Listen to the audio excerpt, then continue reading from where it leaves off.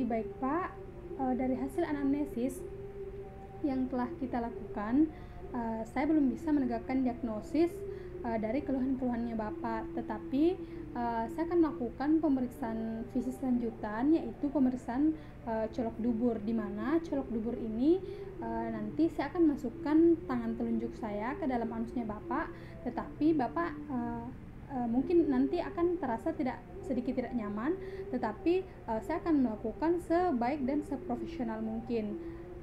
Apakah ada yang ingin Bapak tanyakan? Baik, di sini Pak, pemeriksaan ini untuk mengetahui diagnosis dari keluhan dari pemeriksaan yang kami lakukan. Apakah Bapak bersedia? Baik, jadi sebelum melakukan pemeriksaan, saya akan melakukan persiapan alat dan melakukan cuci tangan rutin. Dengan itu, sembari menunggu, Bapak juga bisa pergi buang air kecil terlebih dahulu, kemudian ke meja pemeriksaan. Baik, setelah melakukan cuci tangan rutin dan memakai handscoon, di sini pemeriksaan pertama yaitu dimulai dengan inspeksi perianal dan perineum di bawah penerangan yang baik. Jika ada hemoroid grade 4, maka tidak dilakukan pemeriksaan colok dubur ini. Kemudian pada pemeriksaan perianal dapat dilihat adanya kita bisa lihat adanya fistula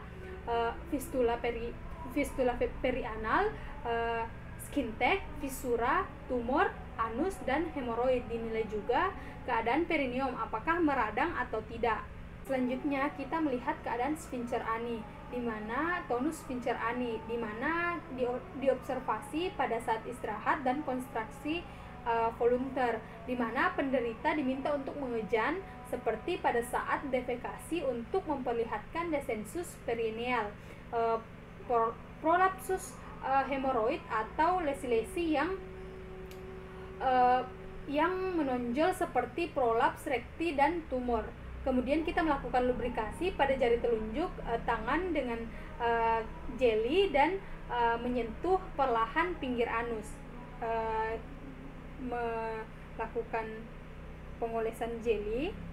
Setelah itu kita menyentuh perlahan sphincter anus. Tabe Pak di saya sentuh anus ta. Setelah itu kita memberikan tekanan yang lembut sampai sphincter ani terbuka, kemudian jari dimasukkan lurus ke dalam anus sambil menilai tonus dari sphincter ani.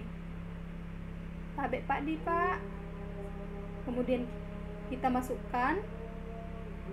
Setelah itu setelah masuk kita mengevaluasi keadaan ampula rekti, apakah normal, dilatasi atau kolaps. Kemudian kita mengevaluasi mukosa rekti dengan cara memutar jari sirkuler, apakah mukosa licin atau berbenjol-benjol, apakah ada juga teraba massa tumor atau penonjolan. Tabe Pak di kita putar, kita raba. Kemudian apabila teraba tumor, maka kita deskripsikan massa tumor tersebut, yaitu intra atau ekstralumen,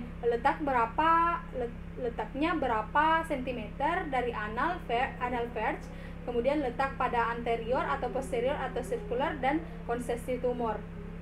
Kemudian apabila terasa benjolan dari prostat, maka kita deskripsikan berapa sentimeter benjolan tersebut, kemudian konsistensinya, permukaannya, sulcusnya, medianusnya teraba atau tidak, kemudian polenya pole superior dapat dicapai atau tidak. Selanjutnya melakukan evaluasi, apakah terasa nyeri. Kalau terasa nyeri, sebutkan posisinya. Tabe Pak, apakah terasa nyeri? Oh iya. Baik, setelah itu kita melepaskan jari telunjuk dengan cara tangan sedikit menekuk ke atas, kemudian kita tarik. Setelah itu, setelah keluar, kita memeriksa handscoon apakah ada feses, darah atau lendir. Kemudian setelah itu kita melepaskan handscoon dan membuangnya ke tempat sampah medis. Setelah itu kita melakukan cuci tangan rutin.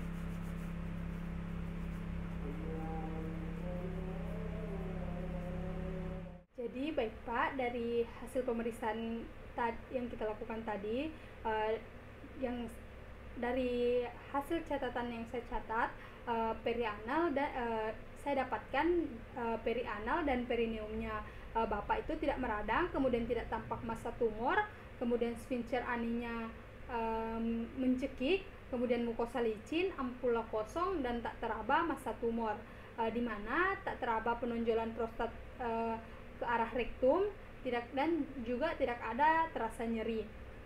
Baik Bapak, untuk kedepannya saya sarankan Bapak untuk menjaga dan mengatur pola dietnya Bapak dengan konsumsi makanan kaya serat agar tidak terjadi konstipasi pada saat Bapak BAB. Cara BAB-nya juga dapat diperhatikan agar tidak mengejan terlalu kuat saat BAB. Apakah ada yang ingin Bapak tanyakan? Baik, jadi sekian. Wassalamualaikum warahmatullahi wabarakatuh.